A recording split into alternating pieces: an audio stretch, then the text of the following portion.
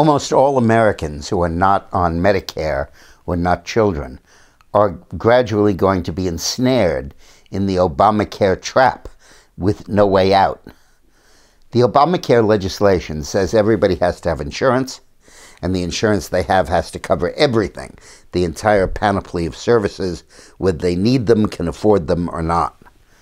But more importantly, it says that it is illegal, not just ineligible for a subsidy, illegal to sell an insurance policy that does not cover everything. In other words, it's illegal to sell a low-cost policy covering only catastrophic care.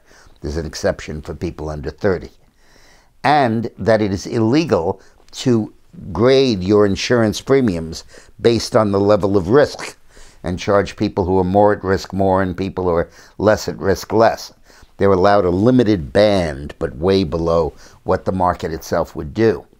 So if young people decide not to buy insurance, or if Trump announces that he's not going to enforce the mandate that he was trying to repeal legislatively, you're going to get young people getting out from insurance, not being insured, not being covered, and you'll get older people who need the coverage, who will be covered at increasing rates, including outrageously high premiums that they can't even begin to afford, even with the Obamacare subsidies. Now, the answer to this, of course, is to lower the lifeboats and permit people to get the private insurance, just like they used to, and have them opt out and pay for insurance that they want. And if that drives up the cost for the remaining people, subsidize them.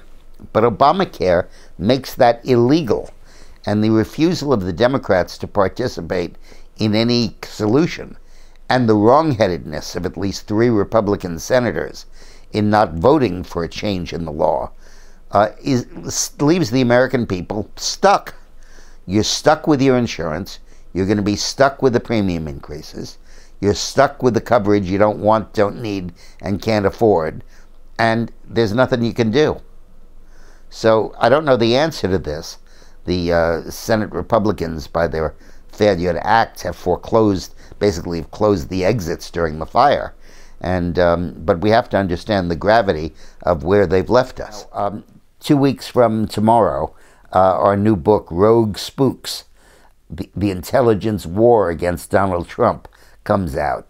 And this really is a huge deal because it really rebuts everything you're reading about this so-called illusion of collusion between the United States and Russia, between Putin and Trump.